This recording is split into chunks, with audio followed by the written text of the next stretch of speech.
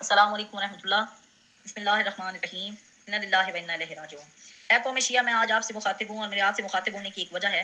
ویسے تو پچھلے کئی جمعے اسی طرح گزرے ہیں، مگر آج 18 اپریل 2025 بروز جمعہ کو کراچی کی ایک احمدی حال میں ایک واقعہ وقوع پذیر ہوا ہے جس نے مجھے آپ سے مخاطب ہونے پر مجبور کر دیا.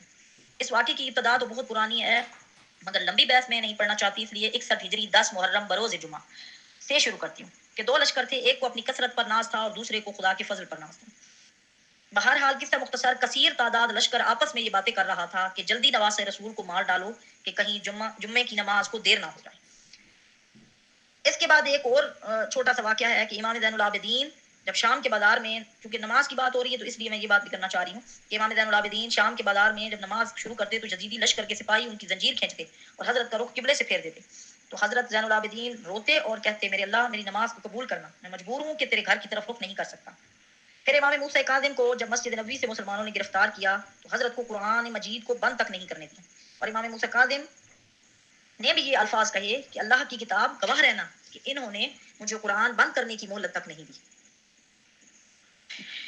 عظیم ظلم تو یہ ہے کہ امام حسین کو جب شہید کر دیا تو حضرت کو دفن تک نہیں کیا اور کہا کہ دفن تو مسلمان ہوتے ہیں، حسین کوئی مسلمان تھا، وہ تو باغی تھا. اے قوم شیعہ، آپ کی تاریخ ان واقعات پر گواہ ہے. کہیں ایسا تو نہیں کہ تاریخ پھر سے اپنے آپ کو دہرا رہی ہے اور ایک جماعت کو ایک کثیر تعداد لشکر نے گھیرا ہوا ہے. وہ بھی بظاہر ویسے ہی مسلمان ہیں جیسے کربلا میں مسلمان تھے. وہ بھی نماز پڑھتے ہوئے، قرآن پڑھتے ہوئے خدا کے گھر سے خدا کے بندوں کو گرفتار کر رہے ہیں، شہید کر رہے ہیں. جرم کیا ہے جی؟ جمعہ کی نماز پڑھتے ہوئے احمدی رنگے ہاتھوں گرفتار ہو گئے. پچھلے کئی جمعے اسی طرح گزرے، احمدی گرفتار ہوئے، مسجدیں گرا دی گئیں. لیکن 18 اپریل کے واقعہ میں کئی احمدی نماز پڑھتے ہوئے گرفتار ہوئے اور ایک خوش نصیب احمدی، میں تو خوش نصیب ہی کہوں گی کیونکہ خدا قرآن مجید میں فرماتا ہے کہ جو خدا کی راہ میں شہید ہوئے وہ ہرگز مردہ ان کو نہ کہو، وہ خدا کے فضل سے خدا کے ہاں سے رزق پاتے ہیں. ایک احمدی اپنے محبوب حقیقی سے جا ملا. مجھے کچھ اشعار یاد آ رہے ہیں دلو رام کوسری کے، جو انہوں نے امام حسین پر ایک کتاب لکھی تھی، قرآن اور حسین. اس کے چند اشعار مجھے یہاں پہ یاد آ رہے ہیں. وہ کہتے ہیں کہ حسین اور قرآن کا آپس میں کیا تعلق ہے.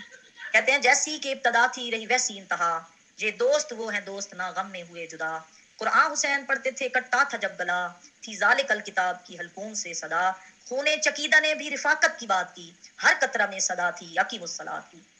پھر کہتے ہیں قرآن حسین پڑھتے تھے اس وقت با یقین، سینے پہ تھا چڑھا ہوا جب قاتل لعین. آواز دردناک سے کہتے تھے شاہدین، ایاک نعبد و ایاک نستعین. اور مصحف سے ساتھ کیا تھا شاہ مشرقین کا، قرآن پڑھتے پڑھتے کٹا سر حسین کا. یہ اشعار پڑھنے کا مقصد یہ تھا کہ حسین کی زبان پر تو ایاک نعبد و ایاک نستعین تھا، اور کوئی ظلم، کوئی بربریت، کوئی تشدد، کوئی جانوں کی قربانی ان کو راہ حق سے نہیں ہٹا سکی. آخر میں بس اتنا ہی کہنا ہے کہ آنکھیں کھولو، کہیں ایسا تو نہیں ہے کہ امام وقت اور اس کی جماعت کو کسی یزیدی قسم کی لشکر کا سامنا ہے. کون ہے آج جو لشکر لے کر نہتے نمازیوں پر حملہ آور ہے؟ اور کون ہے جن کی زبانوں پر گرفتاریوں، شہادتوں اور تشدد کے باوجود اقیم الصلاۃ کی صدائیں ہیں؟ کون ہے؟ کون ہے جن کو اپنی طاقتوں پر، اپنی کثرت پر، اپنی حکومتوں پر ناز ہے؟ اور کون ہے جن کے لبوں پر ایاک نعبد و ایاک نستعین کا ورد جاری ہے؟ خدا کے فضل سے جماعت احمدیہ زمین پر خدا کی آخری جماعت ہے. وہ کسی تشدد، کسی ظلم، کسی جبر سے نہیں رکیں گے، کیونکہ ان کے امام نے یہ کہہ کر ان کی ہمت بڑھا دی ہے کہ وہ تم کو حسین بناتے ہیں اور آپ یزیدی بنتے ہیں. وہ تم کو حسین بناتے ہیں اور آپ یزیدی بنتے ہیں. یہ کیا ہی سستا سودا ہے دشمن کو تیر چلانے کا. تم کو حسین بناتے ہیں، وہ تم کو حسین بناتے ہیں، اور آپ یزیدی بنتے ہیں. یہ کیا ہی سستا سودا ہے دشمن کو تیر چلا